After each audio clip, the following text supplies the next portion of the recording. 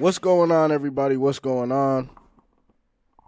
This is the Work Show where all we do is talk about work. I am your host, Trey Tuck. Thank you for tuning in. Thank you for listening on this wonderful, wonderful episode 32. Whenever you hear it, whenever you get to it, it's completely on you. But we have been fluctuating between one and a half in a week. And I'm going to be honest with y'all. And by 1.5, I mean, like, it takes me about, like, a week to gather the information. And then, like, when I think I have the information that I want to do the podcast with, it's like, it's crazy. It's to the point where the news moves so fast that I didn't realize that you need, I didn't realize that you need to have, like, like, you got to make sure you have everything intact before you even do it. And the funny thing is how I do the show. I'm just letting you guys in and on just how I want to do the show and how I want to structure it. Cause I said this last week, but I want to start with the hot takes, things that are like pressing, right? I want to go from that. I want to start with the hot takes. I want to go from the hot takes. I want to go to the interesting takes, the things that I want to nerd out about and kind of talk about a little bit more freely. And then, you know, we'll kind of do like our sports at the end, unless sports are pressing, right? I don't ever want to do sports in the front half of the podcast because this is not a sports podcast. This is an all-encompassing podcast. I will have a sports podcast where all I do is talk about sports, but this is most likely for world news, music, but entertainment. But I'm really into like the news, right? Like what's going on and being like a cultural giving you cultural commentary on what I think about the things that are going on. For example, like the war. What else is going on? There's the war on AI, tech, you know what I'm saying? Just those things. I want to talk about the things that I normally want to get on here and talk about. I done a music podcast. I sat there and I talked and I listened to music and critiqued it and did that. And that was great. But I really want to develop as a broadcaster, to be able to enter different spaces and be well versed. So a lot of times you're hearing me and I'm literally practicing, you know what I'm saying? These early episodes are going to be something that I get to look back on and be like, wow, this is, that's where I started, but where I'm at was necessary. So it's kind of cool to be able to document this journey. Again, follow me on YouTube, Instagram, TikTok at The Werk Show, THEWERK show. No spaces. If you could follow me on Spreaker, SPREAKER would be even better. But let's start the show. All right. So here's what we have here, right? So we're gonna get into sports news again. I told you I'm never talking about sports until it's something that needs to be addressed, and this is essentially like unnecessary. Like I'm in disbelief, right? So for those who don't know by now, for those people who don't watch basketball, Miami Heat forward Bam Adebayo scored 83 points. All right, I hope you're listening. 83 points. Shout out to him, right? But here's the kicker. There's a lot of controversy built around his 83 points because of how he got it. First of all, he plays for the Miami Heat. They're okay. But he got it against the Washington Wizards. They're not good at all. Like when you think about the Washington Wizards, think about, the Colorado Rockies in baseball. I don't know what the hockey equivalent is. You think about the Jets. So you're thinking about a team that is not good at all. Like very, very, very terrible, right? So with that being said, he scored 83 points. Now, the stat line in the box score, I think he had like 60 something like that in the third quarter, but they were already up by 20. So let's watch this real quick video, kind of break it down as 83, because he is now officially the second all-time, he has the second highest score, the second highest point scored in the game, right behind Wilt Chamberlain, who scored 100, and Kobe Bryant ended up scoring 81. So, but let's hear why there's a little bit of controversy. Bam Adebayo just dropped 83 points in an NBA game. Yes, you heard that right. Only Wilt Chamberlain has scored more points in a game. Of all of the people Kobe's 81, the fact that it's Bam is insane. The man averages. So this is why it's insane, right? If you're into basketball, you know there's all-time leading scorers, right? You think about the SGAs, you think about Lukas, you think about Donovan Mitchell, Kevin Durant, Victor Wembanyama. Like you just think about it, like all-encompassing, right? Bam Adebayo is not even in the top 20 of scorers in the season, let alone his average. His average is 18 points, 18.9 points a game. He's not known as a scorer in Miami. So, like, that's why this 83 is so crazy, right? But let's keep watching. Is 18.9. In this game, Bam attempted an NBA record 43 free throws. And that's the problem with this. Nobody has shot more free throws than this dude. And if you're telling me, I had to do the math, right? Because I was walking around my crib and I was telling Ash, I was like, listen, Ash, this shit is unbelievable. Not because he scored 83 points, but because he shot 43 field goals or field free throws. I'm sorry, he shot 43 free throws. He made 36 out of them. So 36 of his points came from free throws. 43 points in a game, free throws in a game, is an NBA record, and it's ridiculous. Like, to be able to shoot that many free throws is ridiculous. The refs need to be investigated, and we need to figure out, like, what the real issue is, because for this to happen that way, it doesn't really make any sense. Let's keep watching. 36. So how did this happen? That's the real insane part. The Heat are... And shame on the Washington Wizards. This man had 30 points in the first quarter. He had I think he had 50 at halftime, and then he had like 60, 70 going into the fourth. That nigga should have been double teamed after the second quarter. We're not about to let this dude score more than 60 points on us, but they didn't double team, triple team him until the end of the fourth quarter. Playing the Washington Wizards, Bam dropped 31 in the first quarter. The Wizards as a team only had 29, and he has 43 at halftime. They're blowing the Wizards out, but Spo keeps Bam in the game. He's doing everything he can to help. And I know, like, for the people that bet, there's nobody in the world that bet Bam Adebayo. So DraftKings, let me go backwards real quick. DraftKings does this thing on certain nights where they have, like, it's called like King of the Hill or something like that, where like you bet on who can have the highest points, rebounds, and assists. And if you get that right, they give you bonus bets.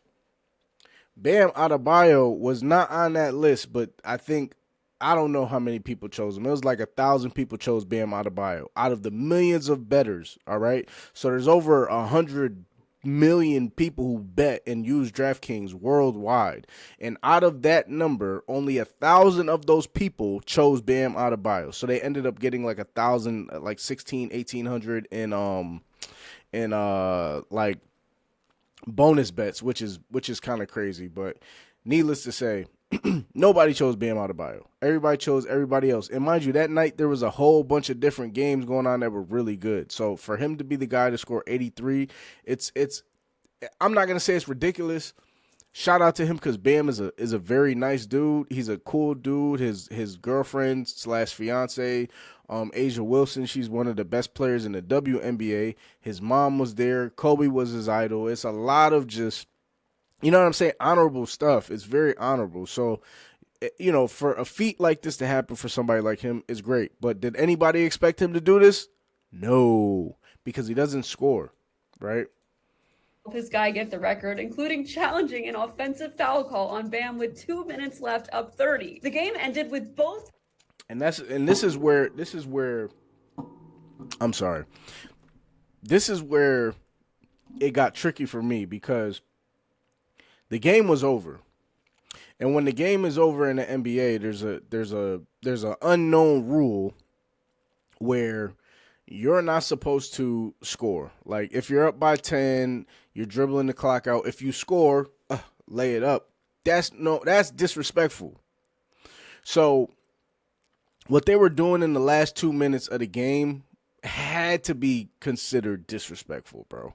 It had to be. But needless to say, um, I don't really like. I'm glad he got the record, but there was 2 minutes left in the game. They were the Miami Heat were up by 20, fouling the Wizards, so he can get the ball back. It was just poor NBA basketball that Adam Silver has to do something about, because not only teams are tanking, but they're also I don't know. I feel like there's a lot of gambling going on, like between referees, players, coaches, because some of this stuff doesn't make sense. I can't put my finger on it, but you heard it here first, and probably more other places. Like, I can't really tell you what it is, but them motherfuckers is gambling, bro. Because for him to keep going, to be in the game after being up by 25, 26, they score like 150. You know what I'm saying? So I don't know, man. It just gets to the point where you're looking at the NBA and you're looking at how these gambling sites are connected to it, and you have to think that there's some type of fuckery going on. So let's finish the clip. Teams intentionally fouling in a blowout. I've never seen anything like it. The Heat were literally fouling so they'd get more time on the clock. The Wizards literally fouled a different Heat player so Bam couldn't get the record. And then that player missed the free throw intentionally, hoping Bam would get the rebound. Bam ends up getting fouled again and gets the record at the free throw line. In a random regular season game in March, we witnessed NBA history in the most unexpected way. It was NBA history, but I don't, yeah, I mean, like, I'm not a big fan of it. Moving along in sports, but shout out to Bam, though. Shout out to him. Moving along in sports, though. We had NFL free agency, so this is why this is crazy, right? So, like, as I'm watching, I'm a Cowboys fan, for those who don't know. I'm watching the free agency like a hawk right now. I'm looking at all these players going different places. I'm seeing the contracts just because I love football. Football is my favorite sport. So I'm sitting there and I'm looking, and you know, there was a trade that happened from Max Crosby. He's the dude right here in this if you could see him, he's in this Raiders uniform, and he got traded, to the Baltimore Ravens. But the Baltimore Ravens nixed the trade. They nixed the trade because he failed the physical. And you know, I've been listening to different sport podcasts and things of that nature, and the thing they keep mentioning is how, you know, it's really up to the team to determine if you pass or fail the physical. The speculation is Baltimore was in contact with Trey Hendrickson, who was another free agent, and you know, they realized they overpaid for Max Crosby. They gave up like 2 first-round draft picks. They realized they overpaid for him because he's still hurt, so he's still recovering. And they nixed the trade, which eventually sent him back to Las Vegas. But the kicker was Las Vegas was already spending money on free agents. And all of this is happening before the free agent period even starts. So I think it's Wednesday at 4 p.m. that the free agency market officially opens, right? You know what I'm saying? And then that's when teams can actually sign. But you have up until that point to nix trades, and to backtrack on some of the contracts you might have been given off. So just to see all of this happen and all of this unfold is like so crazy. So I don't know if this has ever happened in NFL history where a trade got nixed by a team, and then they eventually ended up just signing someone else and didn't have to give up picks. They ended up just getting a free agent, didn't have to give up the picks, and they paid him, right? And Trey Hendrickson is one of those guys. He used to play for the Cincinnati Bengals. He's one of those guys that is really, really, really, really good, but he's always on a team that sucks. Like their offense is great, but their defense is terrible. So we'll see how that pans out. But I'm gonna run through just some quick free agents, and some of the signings, and just kind of give off, you know, how that is. The ones that I thought were interesting. I think Trey Hendrickson to the Ravens was interesting. The center, Tyler Lindenbaugh from the Ravens to the goddamn Raiders was a good one. Romeo Doubs ended up signing with the Patriots, which essentially replaced Stephon Diggs. That was a good signing. Let's see. Travis Etienne is going to New Orleans. Now, I'm interested to see how New Orleans is going to do because it seems like they're loading up and they really believe in that quarterback. So we'll see how that goes. Had a guard go to the Browns. You had a Adebayo Tucker went from the Jets to the Patriots. He's a guard. We had Rashad Gary get traded from the Packers to the Cowboys. You saw Zaire, what the hell is his last name? I don't know. But we saw him go to the Packers through a trade. Let's see. There wasn't Mike, where is it at? Here we go. Let me just go to the teams real quick. I'm just giving a quick run through it, and then we'll get to more of the show. Tua Tagovailoa ended up signing to the Atlanta Falcons, which is crazy. This is the trade that no one's talking about, because of their head coach. But he loves a left-handed Hawaiian quarterback, yo. He loves it. He loved Dylan Gabriel until his hand was forced. He's gonna kick Michael Penix Jr. right out of that spot, and Tua's gonna end up starting. Tua's gonna end up either if Tua don't. Here's my pick. Here's my prediction. My bold prediction. If Tua don't get the starting role, Michael Penix is gonna lose it, and at some point Tua is gonna be starting. Mark my words. Cowboys. We got Rashawn Gary. That was big. That was big. That was really big. Let's see. And this was the other one in free agency. Mike Evans went to the 49ers. 3 years, $42 million. So, with all that being said, I think it's going to be a very interesting NFL season. We're getting to the point where, and granted, the NFL isn't until September, but you always want to follow these moves just so you kind of know what your team is doing. Or if you're interested, some people don't care, but I do. I like to make sure if I'm supporting the team and I got to wear the goddamn jersey, I got to make sure that they're doing what is in the best interest of my mental health, right? Jerry Jones last year traded Michael Parsons, was not in the best interest of my mental health, but you heard it here first. I'm not going to doubt him no more. I thought he was wrong. I didn't know what the fuck he was doing, but clearly he knew what he was doing. So, and Jerry we trust until otherwise. All right. And with that being said, we're going to make a quick, swift transition. We're going to go over to NPR. What the hell? Why is this not showing up? Sorry. We're going to go over to NPR. And we're going to talk about the war. Because we started talking about the war at first. Excuse me. I'm sorry, y'all. That wasn't cool. But we started talking about the war last week. It's been a solid 2 weeks. Prices have gone up. More people have been killed.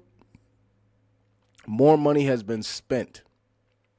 So, speaking of money, one of my coworkers put me onto this, and I think I want to just share it just so everyone can see it.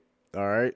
So this right here is a cost tracker, a cost ticker of the amount of money that we are spending as taxpayers on this war, right? And this is based off of the Pentagon's briefing to Congress, 11.3 billion for the first 6 days, plus 1 billion a day ongoing. That's the cost of war, ladies and gentlemen, for Operation Epic Fury, which began February 28th, right? Mind you, this right here to me is so crazy on how this whole thing transcribed, but I'm not going to really get into that part of it yet. I'm going to get more so into just the numbers. So in the last 2 weeks, we spent over $20 billion. Remember I told you on that podcast, I think it was episode 30, where he was dog whistling about $10 billion not being enough for war when he got it from the Board of Peace. So that $10 billion has already been spent that he had for the Board of Peace. It's been spent in war. It's gone.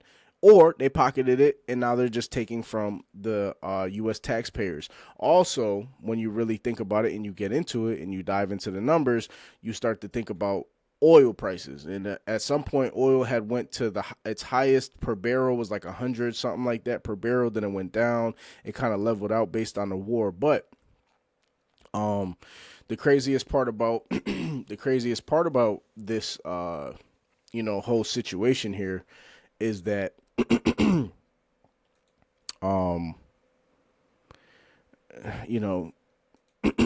there's no end in sight. There's no like, okay, it's gonna be over. There's no end because we started a war where we don't really, we don't really know why we're there, but people are fighting, right? So let's just break down some of these numbers. As you can see, 14 days, over 20 billion being spent, right? $11,000 per second on this war, and per hour 41 million, which is essentially $1 billion a day, right? The human cost, we've lost 13 soldiers, 140 wounded. The Iranian military's lost 2,000 and more, and that includes senior leadership. The Iranian civilians that have been killed, which is so sad, because they have nothing to do with some of this. 1,367 people have been killed, probably more, and 12,000 wounded. The other day, they bombed a girls' school in Manab, 175 killed. I'm not going to do that, but this is the big news right here, right? The pain at the pump. So pre-conflict, before we even went to war, right? Before we started going to war, gas was already rising. I don't know if anybody noticed.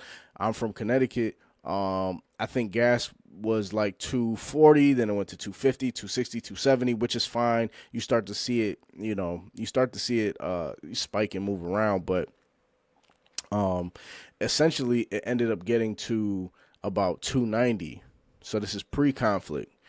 Once the conflict went around, I had a program. I did a program. I went to go get gas. I looked up, the shit said 340. I said, hold on.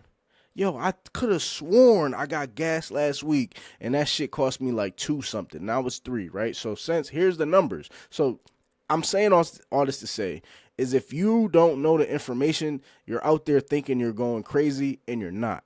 You're not. The shit you're seeing does not make sense, but it does make sense, right? So let's even break this down a little bit, right? So the national average of gas right now is $3.68 per gallon on regular. So that's up to a 72-cent increase. Crude, so there you go. That's what it was. Brent crude live, it's at 98 right now. The national average jumped nearly 27% in a single week as the Iran conflict threatens the Strait of Hormuz. So we're gonna see how that works, right? Because if that strait can't get moved, it's gonna stall out a lot of other countries, including ourselves. The real cost may be higher. What is this? This is all missiles and stuff. This is the nuts and bolts that you guys don't really care about. But and this is just everything from the moves that have happened. So I mean, check this website out if you haven't seen it. A shout out to my coworker. This shit was dope. IranCostTicker.com. It gives you all the information because it's based off of the Pentagon's briefings. So that's coming straight from us. But let's get to this article, right? These are the casualties and cost of the war in Iran 2 weeks into conflict. An Iranian flag is planted in the rubble of a police station. After 2 weeks of war in Iran, hundreds of people have been killed, millions more displaced, and billions of dollars spent. I think that's the biggest takeaway for me is not only that. Let me take this off real quick. Not only are we bombing another country, you have to think about the people that don't live there. That don't have homes no more. I can't imagine a world where you wake up, let's just say you wake up, you go to work, your whole block gets bombed. Where do you go? Where do you live? You have to start from scratch. There's so many people that are displaced, right? The other thing that kind of ticked me a little bit was It was the fact of this happened during Ramadan, which is a holy month, and they bombed Iran in the middle of a holy month. Like, it was 12 o'clock. People were probably praying. You know what I'm saying? So it's like, I don't want to keep beating a dead horse, but it's just like, man, this is just crazy to me, right? And I feel like this could all be resolved if it's done properly, but we'll see. As we carry on, I'm going to let's see. Let's go back to some of that article just to get some of it out. But I'm not the biggest. Again, I tell you guys all the time when I get on here, I'm just here to learn, and I'm here to learn in real time with y'all. Like, I want to know just like y'all want to know, and you can do it and not be, the most educated or whatever the case is. You just got to research, and that's what I've been doing, and that's what I've been looking at. I've been looking at different media sites just to be caught up. But the news moves so fucking quick, because today something, tomorrow something, when this gets released something else. I'm trying to figure out how to slow all this shit down, but I really can't. It's kind of crazy. But yeah, I mean, look how many people displaced. That's almost 1 million people that don't have homes.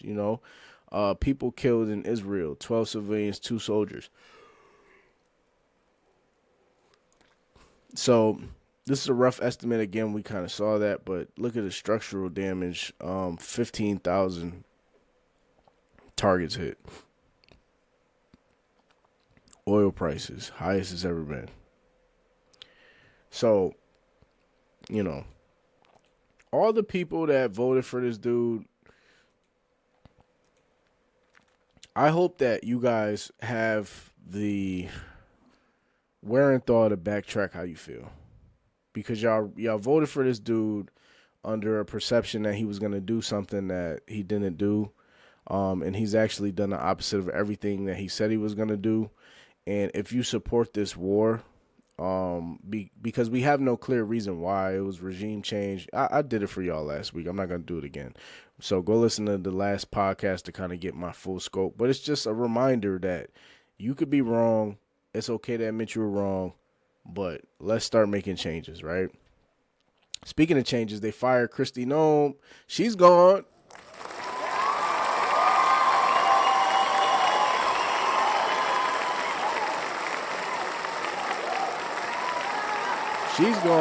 She's gone. And they didn't fire her. They gave her another job, but something less significant. So she was getting grilled by senators and all this other stuff like that. And she couldn't, during her hearing about just the amount of money that she spent $220 million on a commercial. She spent $220 million on commercials, ice commercials. And it has me thinking, them motherfuckers ain't watching TV.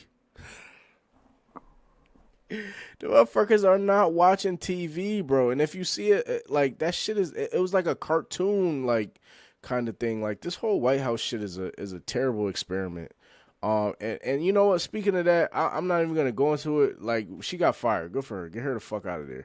This is kind of what I want to talk about is the White House, yo. What the fuck is going on with the White House, bro? Like, who the fuck is running their social media pages? Sorry. Who the fuck is running their social media pages, yo?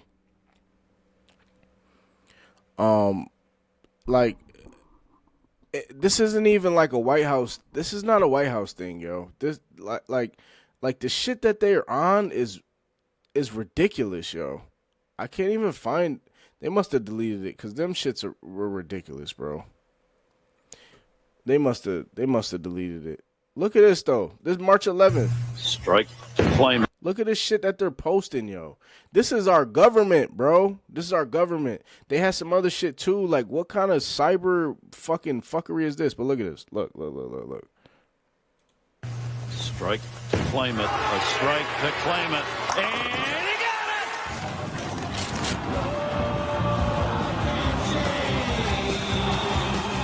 Watch it fly.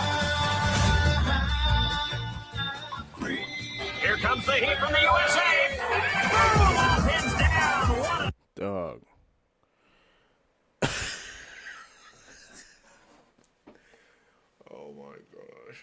I didn't know we had like fucking kids in the White House doing this shit. Look at this, bro.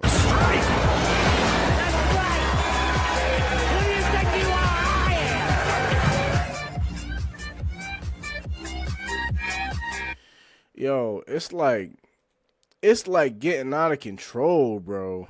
It's just getting out of control, bro. It's just getting out of control, man. I have nothing else to really explain it, but like, dog, this is ridiculous, yo. This doesn't make any sense. So let's move along. We're gonna move along to some more interesting shit. For all my gamers out there, this is kind of big news, right? This is called Project Helix. Actually, let me see what this transition sounds like. What does it sound like? There we go. All right. So for all my gamers out there, all my Xbox gamers out there, do y'all remember a time where, you know, you would come home and you would turn your Xbox on and you would see the ring of death? Or you would come around, or you know what you had to do when you had the ring of death? Hold on, let me bring this out. Real niggas know this shit, right? Real niggas know when your Xbox had the ring of death, you were supposed to wrap that shit with like fucking five towels and let it run for hours and see if you could burn whatever the fuck it was. I actually don't even know what it was. I just know it stopped working. And you see them rings of death and it was a wrap, right? Great motherfucking times. Oh my God. Great fucking times. That shit was so fun back in the day, man. Like so, you know, but those were consoles. So it saddens me to read, but I don't blame them. But it saddens me to read that Xbox has something called Project Helix, and it confirms the next-gen consoles will also be able to play PC games, which means the head of Xbox. Which means that eventually they're going to do away with the consoles for Xbox. At some point, they're going to do away with the consoles. Let me read this for y'all. New Microsoft gaming CEO Asha Sharma, who took over the head of Xbox business last week as a longtime boss Phil Spencer retired, has confirmed the code names for the next generation consoles, Project Helix, and also confirmed long swirling rumors that the device will play Xbox and PC games. Great start to the morning with Team Xbox when we talked about our commitment to the return of Xbox, including Project Helix, the code name for our next generation consoles, Sharma said on X. Project Helix will lead in performance and play your Xbox and PC games. Looking forward to chatting about this with your partners. Rumors about the 5th generation Xbox console and its ability to play PC games has been making its rounds. Perhaps it won't be playing any first-party PlayStation games that make their way to PC, since Sony has reportedly pulled back on the first-party PC support. IGN's Xbox podcast crew talked about their advice to Sharma. How do we feel about this? My gaming enthusiasts, how do we feel about this? I feel great about this. I'm gonna be the first one to say it. I feel great. I think this is a great fucking choice. You know, you're not gonna lose your fans or the people who support Xbox, because you're gonna allow them to still have the console. The console is the best part of the Xbox. That's like having that console. You just felt something. So what it's doing is giving you the option to get your console, and it's gonna allow you to play PC games. I'm sure the processors and the RAM and everything is gonna function at a very high speed. I'm sure Intel's interfaces in it, software, so it's gonna run like a computer. That's what I'm assuming, and I watched a little bit of that interview, and that's kind of what they were saying. I think that's a great idea because everything is moving towards PCs. There's not going to be a world in the next 5 years where you could turn on a game and it's not, at least for online play. There's never going to be a day where you turn on a game and you're not being outbeat or outmanned or outgunned or whatever it is by someone who's using a PC, simply because PC allows certain freedoms that consoles don't. So I don't know if they're gonna have that freedom with the I don't know if they're gonna have that freedom with the Xbox, or it'll just be like games, like you could play PC games, but it's still kind of operating on a system. We'll have to see. But in the meantime, I really like this idea. I think it's innovative, and me personally, I like playing innovative games. A lot of indie game creators go to PC and they get their shit off. There's been a lot of great additions to PC, and I think that Xbox can adapt some of that. And we're also forgetting something. Microsoft is a computer company. Microsoft sells computer chips, or they just have computers. Microsoft is one of the most innovative tech companies. So I think they'll get it right and they'll get it figured out. But just keep that in mind. You know what I'm saying? PlayStation, a.k.a. PlayStation and Sony, they're trying to, how can I put this? PlayStation and Sony are trying to keep their ways, which is why they're talking about pulling, their games off the market and making them not making them PC first, because people would just buy a PC and play PlayStation games. And when you think about PlayStation, I don't know what they have, but they don't have the amount of infrastructure that Microsoft has. I believe Microsoft has Intel, like the chip processor. Don't quote me on it, but that's what I think. And if they do have that, then, I mean, Microsoft could fuck around and do whatever the fuck they want. PlayStation doesn't have that much room, so they're fighting for like their own shit, kind of like how Nintendo is. Nintendo is only niche, right? Like Nintendo has their niche games, but when you look at Nintendo and you think about like online play, or it took a while for Nintendo to get like, it didn't take a while because they've always had it, but just like the conversion of even like EA games and things of that nature. I know you've been able to play them on Nintendo, but it's like the game didn't necessarily support the system didn't necessarily support the game, like the graphics and all that shit, right? So something to really think about. But I will be buying. I'm not going nowhere. I had a PlayStation at one point, but ever since Xbox 360, I've been committed, man. And so we'll see how that goes. And if I don't like it, or I don't like the news that I'm hearing, I'll just build a PC and just do what the fuck I'm doing now. You know what I'm saying? I play a lot of Call of Duty, so for me, I'm getting fucking mowed to sleep by PC players. I remember when Call of Duty first came out. This is game nerd shit, so I'm sorry, you can skip ahead. But I remember when Call of Duty first came out, and we were playing on, everyone with a console was playing on 80 field of view. So if you're looking at it, you can only see like this much. Meanwhile, PC players are playing at 120 field of view. So they're seeing like everything, right? And I used to be like, yo, how the fuck am I getting gunned down so fast? And then you look at the kill cam.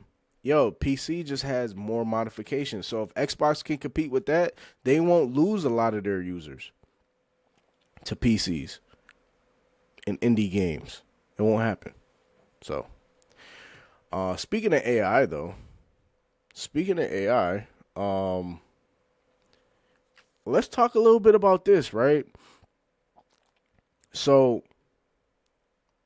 Claude, which is a AI program, they're saying that Claude has developed consciousness.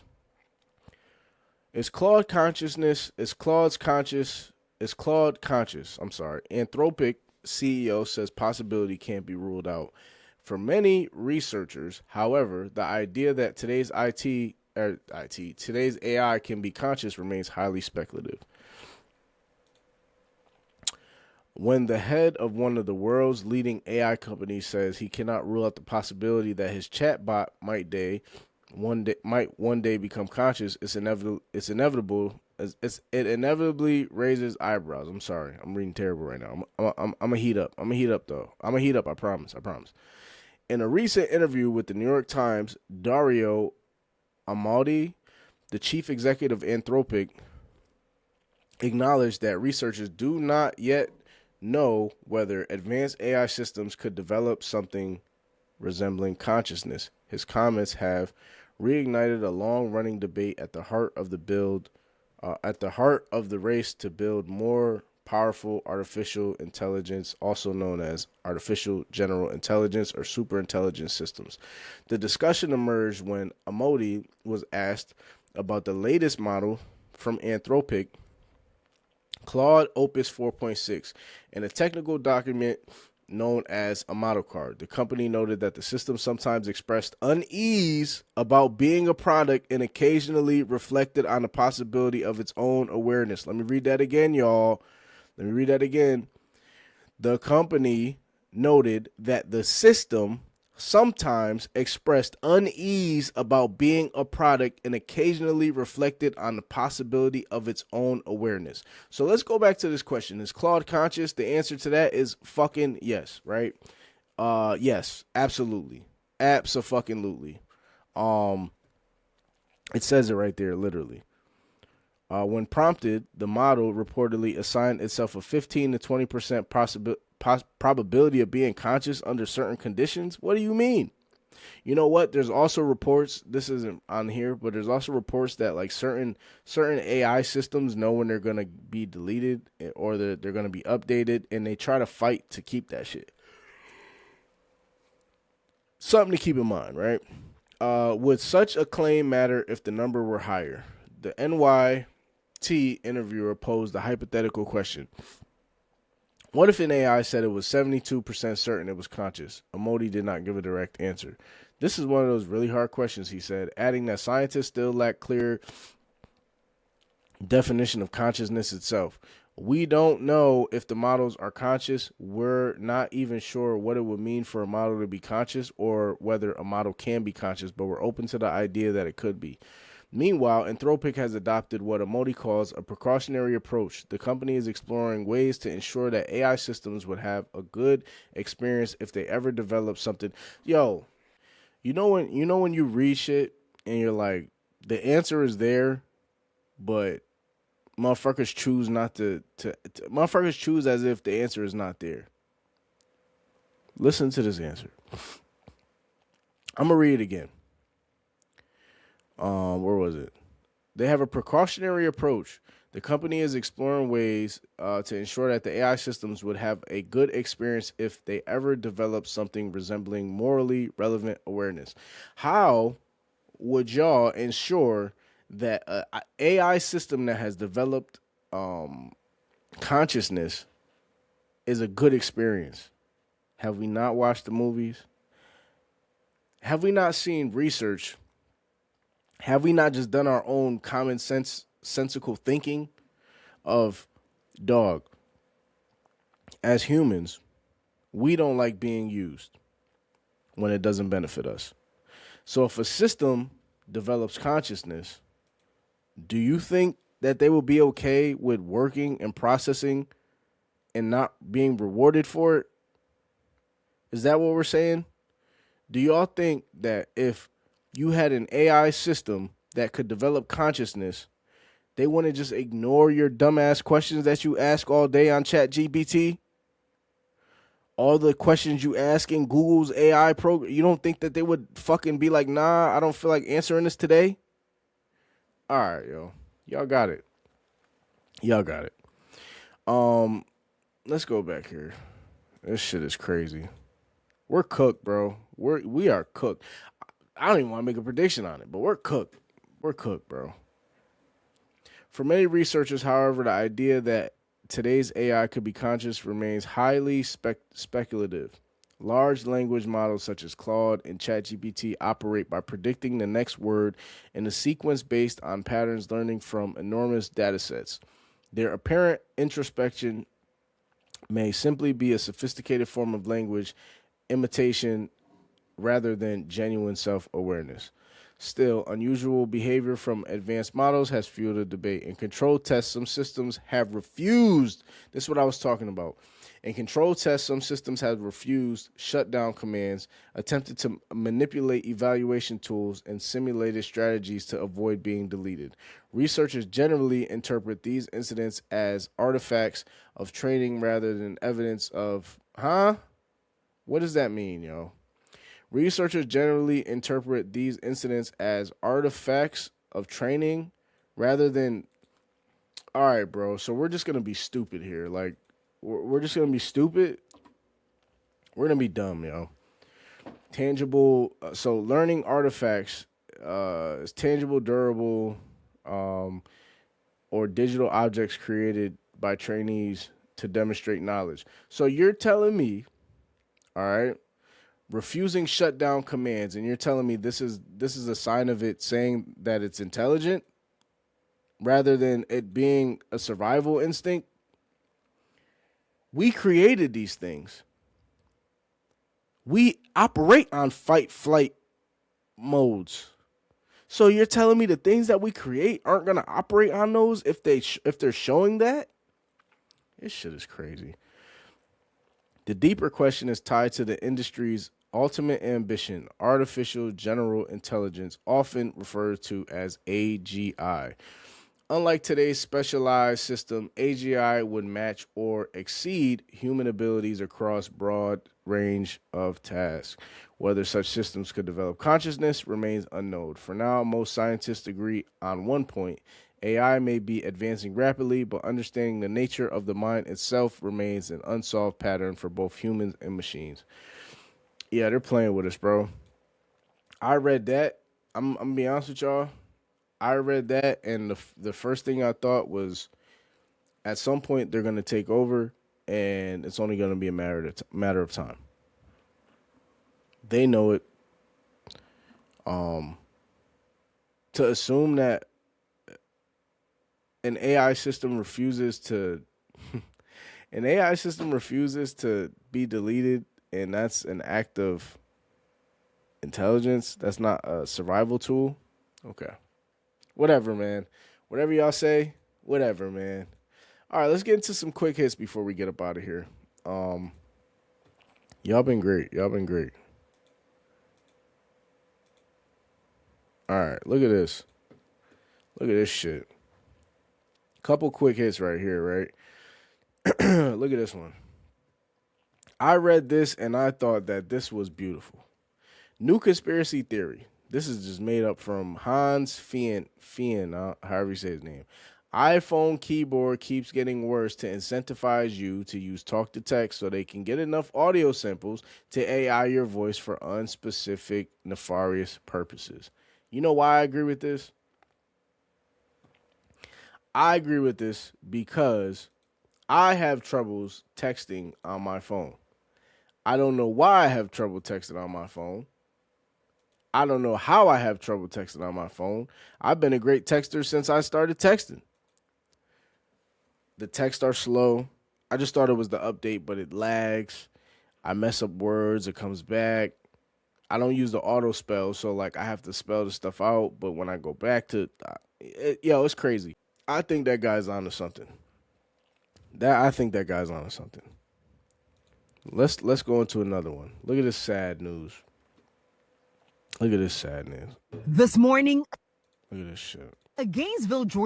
This morning, a Gainesville, Georgia community is mourning the tragic death of a beloved teacher after a high school prank gone wrong. Police say 5 teenagers went to Jason Hughes' house around 11:30 Friday night to throw toilet paper at his trees. According to the sheriff's office, when Hughes, a math teacher at North Hall High School, came outside, the students, all 18 years old, tried to flee in 2 vehicles. Authorities say Hughes tripped and fell into the roadway, and one of the drivers, Jaden Wallace, ran him over. Police say Wallace and his friends, seen here in mugshots obtained by ABC. Jail. Send them niggas to jail. Send them all to jail. Everything ain't gotta be for everybody, yo. That is garbage. Send them to jail, The bro. affiliate WSB tried to render aid to the teacher, but the 40-year-old later died at the hospital. He was a great guy, God-fearing man. He would do anything. He'd take the shirt off his back and give it to you. Wallace is now charged with first-degree vehicular homicide and reckless driving and could serve up to 15 years behind bars. Police have charged all 5 teenagers with criminal trespassing and littering on private property. Hold on. Oh, because he was the driver. Damn. That fucking sucks. That the family wants to make really clear is that they knew these kids, that they loved them, and these kids loved the Hugheses. This was not a malicious act. The Hughes family telling our team Jason knew these students were coming to his house and was excited to catch them during the prank. His family says this was a tragic accident and they fully support dropping the criminal charges against all the teenagers. How would y'all feel about that? Let me finish. And the victim's wife, Laura, is also a teacher at the same high school. In a statement to ABC News, the family says, quote, "We are thankful for the outpouring of prayers and support as we grieve the loss of Jason. We ask that you continue to pray for our family and also for the students involved in the accident along with their families. Please join us in extending grace and mercy to them as Christ has done for us." How do y'all feel about that? If you're asking me, I'm not sure. I am not sure. I'm not sure, yo. I'm not sure if I would forgive them. I mean, I would forgive them because it seemed like it was an accident, but I don't know. That left me a little stuck. Tell me in the comments what you feel, because I don't really know. Like, I'm being completely honest. I don't know how I would feel if that happened, because he fell in the road and they ran him over. I just don't know, man. That goes to show you how precious life is, yo. I don't have nothing funny to say about that, because when I read it, I was like, damn, this is crazy. But then hearing it again, it's like, wow, like, this is really crazy. Like, you went to go prank your teacher and then you ended up killing him. Wild. It's fucking crazy. Look at how the Michelin star was invented, yo. This shit blew my mind. Look at this. This shit blew my mind when I figured out how the Michelin star was invented, and it's a great fucking story. Listen to this shit. One day in 1900, the Michelin brothers had a problem. They made tires in France, but hardly anyone owned cars. There were only about 3,000 cars in all of France. André and Edouard Michelin needed people to drive more. More driving means more worn tires, which means more sales. So they had an idea: make people want to take road trips. They created the Michelin Guide, a free booklet for drivers. It listed hotels, gas stations, and mechanics across France. Also included restaurants worth visiting. The goal: give people reasons to drive long distance. Crazy. This shit is crazy. This is genius. This is genius level shit right here. At first, it was just practical information. Then in 1926, they started rating restaurants. 1 star meant worth stopping for. 2 stars meant worth a detour. 3 stars meant worth a special journey. The stars became prestigious. Chefs obsessed over them. Losing a star could ruin a restaurant. Gaining one meant fame. Michelin hired anonymous inspectors to visit restaurants. Made it all mysterious and authoritative. The guide became more famous. This is a tire company. This is genius. Than the tires. But it worked. People drove all over France chasing starred restaurants, wearing out their tires, buying new Michelin ones. Today, Michelin stars are the most prestigious culinary award in the world. Top chefs have cried, quit, and even died over them. All because a tire company wanted to sell more rubber. The lesson? Create demand for your product indirectly. Create demand for your product indirectly. Michelin didn't advertise tires. They created reasons to use them. That is so fucking crazy, yo. The more you know, man. The more you freaking know. The more you know. I don't know why. One day in 1900. I don't know why this story is getting picked up again. This is about Rent-A-Human, but we already talked about that. There's a little bit of music, man. Jack Harlow says he got blacker. 3 white men sat on the podcast and they talked about how they talked about black shit. Jack Harlow on delving deeper into black music for his new album rather than retreating into traditional white sounds. I understand what he's saying in this. He's basically saying, I'm diving deeper into hip hop. I'm not going to use hip hop to then catapult into pop like Post Malone or some other shit. I respect that. I do. But this is read a room, bro. Read a fucking room, dog. Why can't niggas read a room these days? I got blacker. I love black music. I love the sound of black music, and of course I'm hyper aware of the politics of today. That safer landing spot for me, my white contrarians have found it appealed to me to do something like that at a time when there's plenty of people expecting to take that route. Just read the room, bro. Read the fucking room. No thank you, but I'm a player. Worst part about being no fucking thank you, bro. Introducing the Eternal Playlist Earn from Liquid Death and Spotify. Yo, everything can't be sold, bro. Everything can't be sold, man. Everything can't be sold, bro. That's the name of this episode, man. Everything can't be sold, bro. It just can't be, yo. Everything cannot be fucking sold. I'm going to say it again, and I'm going to say it one more time before I play this. Everything can't be sold, bro. The first ever Earn with a built-in wireless speaker. What's the worst part about being dead? You can't listen to music. Now you can enjoy all your favorite jams for eternity. Upload remains, and you'll upgrade any post-life experience. Research shows that if you keep the dead happy, they're less likely to haunt you. Music has been shown to reduce hauntings by up to 40. All right, this got to be fake. This got to be fake, yo. This is not real. 7%. This is not real, bro. I gotta really do some research now.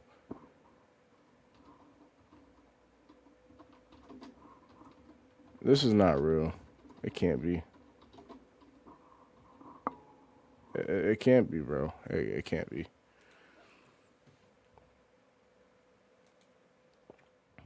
This shit is real. Yo.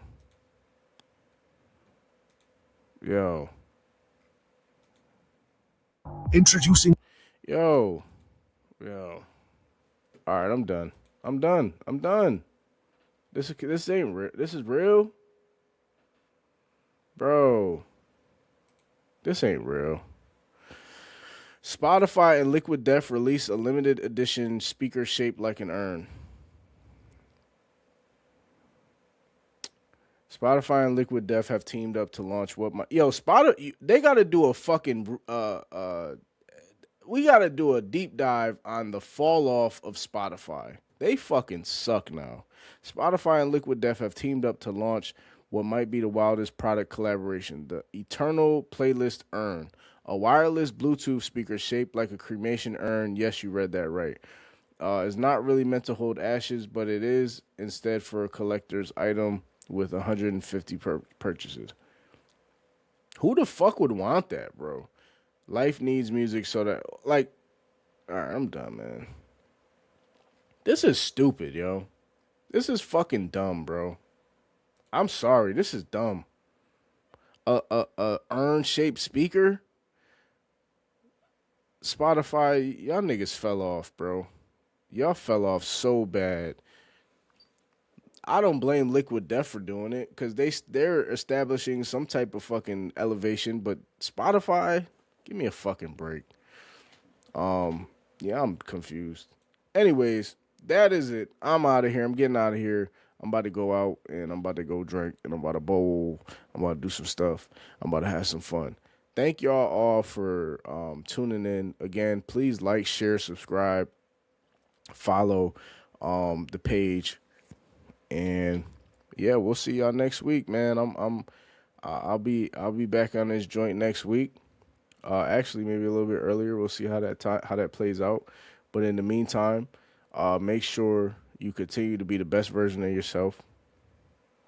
Make sure you hold your head high and you do the things you're supposed to be doing. God bless and peace the fuck out.